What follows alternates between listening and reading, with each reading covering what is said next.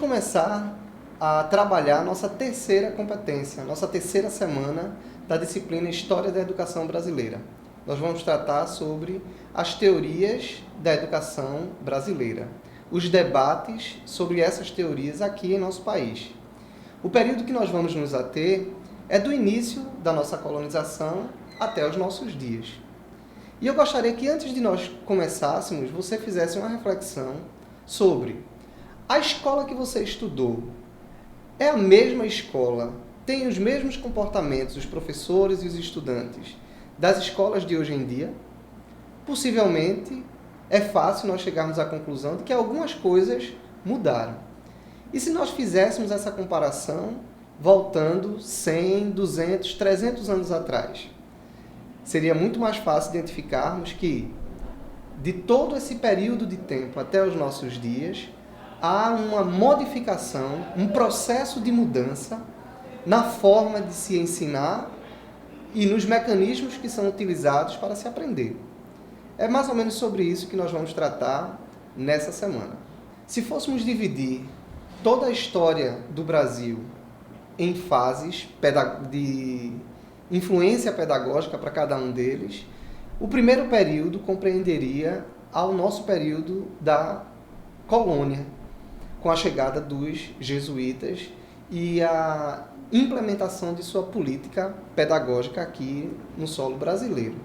O público-alvo eram os índios e seus filhos, principalmente as crianças. Era uma forma da cultura europeia adentrar dentro do mundo do índio, mas também havia a educação para portugueses e seus filhos e as relações dos diversos grupos que ocuparam aqui o Brasil.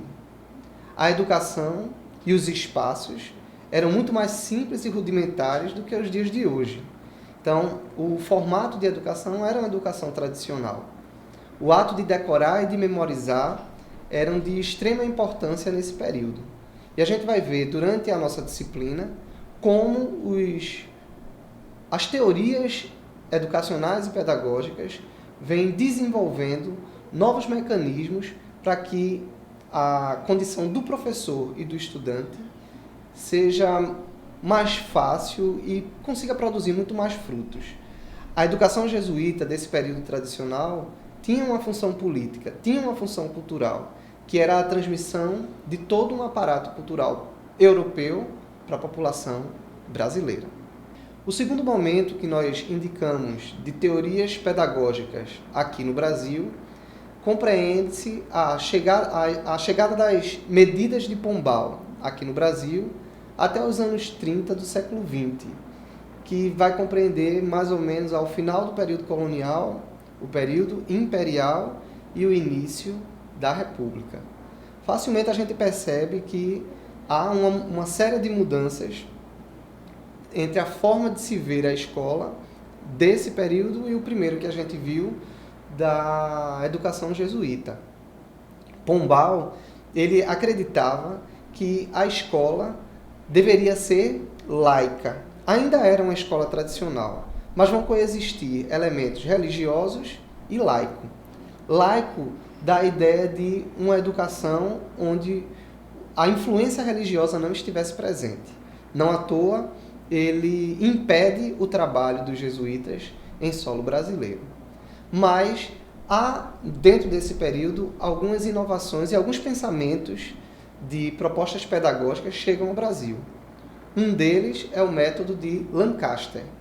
Ele pensava a escola como um espaço onde se tivesse que aglutinar um grande número de crianças para poder se ensinar. Durante o período dos jesuítas e mesmo da proposta das aulas régias de Pombal, as aulas eram muito individuais, eram grupos muito menores, não se tinha essa preocupação de uma escola com grande quantidade. Lancaster, ele pensa nesse formato, mas pensa também em algo semelhante a alunos monitores, onde os alunos mais destacados, eles trabalhariam com um grupo reduzido de estudantes, repetindo aquilo que tinham aprendido do professor. Ainda é um formato tradicional, mas se percebe um avanço em relação ao formato anterior. Uma outra contribuição desse período é o ensino ou a educação intuitiva, que este sim vai ter uma proposta mais ampla para a educação, que seria: a escola não pode apenas ficar na transmissão oral das informações. Ela precisa ter um espaço adequado, mobiliário adequado. O espaço onde os meninos irão estudar tem que ser enriquecido com quadros, tabelas, elementos do reino animal, do reino mineral, para que ele consiga perceber e sentir com a sua sensibilidade corporal tudo aquilo que a natureza oferece para que ele aprenda. Tanto que das propostas dessa educação intuitiva era a excursão, os passeios, para que não ficasse restrito ao ambiente escolar, mas que houvesse que se extrapolasse esse ambiente da escola, mas também melhorando o ambiente da escola. E essas duas propostas vão ser relativamente utilizadas aqui no Brasil, vão ser alvo de preocupação dos políticos da época, de pedagogos, que pensavam a educação nesse período, garantindo um avanço para a compreensão da educação nesse período. A terceira fase dessas teorias pedagógicas nós denominamos de uma fase da pedagogia renovadora. Já começa nos anos 30 do século XX, onde a educação no Brasil já vinha sofrendo várias mudanças, principalmente com a proclamação da República e a preocupação de uma educação que favorecesse o desenvolvimento do Brasil. Mas nos anos 30, mais precisamente no ano de 1932, é lançado o Manifesto dos Pioneiros, um grupo de intelectuais que propõem uma série de alterações ao formato da educação aqui no Brasil. Esses pensadores foram influenciados por um estudioso americano chamado John Dewey, que no século XIX já fazia uma série de propostas para uma educação onde o aluno não fosse apenas um depositário de informação, mas alguém com autonomia e decisão daquilo que ele gostaria de estudar, na busca de uma postura autônoma, e o professor seria um mediador do conhecimento para esse estudante. É uma perspectiva extremamente renovadora se pensarmos que a escola tradicional, o foco estava no professor como aquele detentor de conhecimento e apenas transmissor de informação para os seus estudantes. O documento dos pioneiros, ele teve grande repercussão, apesar de não ter sido implementado na época, mas já trazia a discussão de uma escola laica, continuando ainda do século XIX, mas gratuita, obrigatória para todos, pressionando o governo e as instâncias administrativas politicamente do país a verem a educação de uma outra forma. E pedagogicamente, essa corrente dos pioneiros estará embasada na escola nova, proposta inicial de John Dewey, com a nova percepção sobre o papel do professor e o papel do estudante. Já no finzinho desse período, nos anos 60, nós temos um movimento de educação que valoriza a cultura popular. A exemplo aqui do nosso estado, o Movimento de Cultura Popular, o MCP, que teve outras modalidades no país, onde o foco estará em atender as camadas mais prejudicadas ao longo da história do Brasil e também os jovens e adultos, que via que a educação não era um privilégio de alguns, mas deveria ser atendida, ou toda a população deveria ser atendida por uma educação de qualidade. A proposta da escola nova não foi aceita por todos simplesmente, ainda que propondo uma evolução ou uma preocupação real com as escolas brasileiras.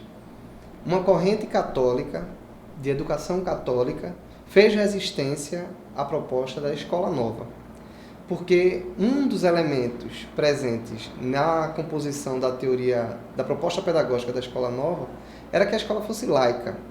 por entender que a escola não pode ser influenciada por elementos religiosos. E as correntes que tratavam da educação dentro da Igreja Católica não acataram essa proposta com tranquilidade. Houve diversos embates e, politicamente também, o governo teve que fazer concessões e negociações entre aquilo que era proposto pelo projeto dos pioneiros da educação e todas as outras alas que estavam preocupadas e interessadas na educação do Brasil desse período. A última fase compreende-se aos anos de 1969 até os nossos dias. Mais precisamente, mais próximo a esse período de 1969, quando o Brasil já estará vivendo a ditadura militar, há uma forte intenção da educação ser usada como um elemento para atender às demandas do mundo capitalista. Então, os cursos e o direcionamento da educação, que hoje nós entendemos por educação básica, caminhava para produzir uma mão de obra para executar as atividades demandadas pelo mundo do capitalismo. É o que efetivamente vai ser executado enquanto política, mas as diversas correntes pedagógicas desse período vão permanecer em luta, buscando uma escola que estivesse preocupada com a inteireza do aluno e não apenas um aspecto que fosse o aspecto profissional. Mas ao fim desse período, nós temos uma série de correntes que nós denominamos de pedagogia construtivista, com dois grandes expoentes, que são Vygotsky e Piaget, que propõem uma forma diferenciada de se ver a educação, envolvida não só com questões pedagógicas, mas também psicológicas, históricas, onde o aluno ganha proeminência e o professor não é um mero elemento abandonado na escola, mas alguém que vai ajudar o aluno a desenvolver, a construir o seu conhecimento, fugindo totalmente de um formato de escola tradicional, onde o professor sabe de tudo e o aluno simplesmente é depositário de informação. Mas, pelo contrário, esse aluno aprende não só com o professor, mas também com o seu colega de sala de aula, com os seus pais, com outros adultos, em outros ambientes que não apenas a escola, e o conhecimento não é dado e conclusivo, mas é parte de um processo que caminha continuamente na vida desse aluno, com a ajuda do professor, sendo o adulto e o conhecedor de outras competências e de outros elementos que vão ajudar o aluno no seu desenvolvimento cognitivo. Assim, nós concluímos as fases das correntes pedagógicas que influenciaram, de certa forma, a educação brasileira. Sugerimos que vocês pesquisem ainda sobre esse tema e outras propostas pedagógicas que foram feitas para as nossas escolas aqui no Brasil. Até mais.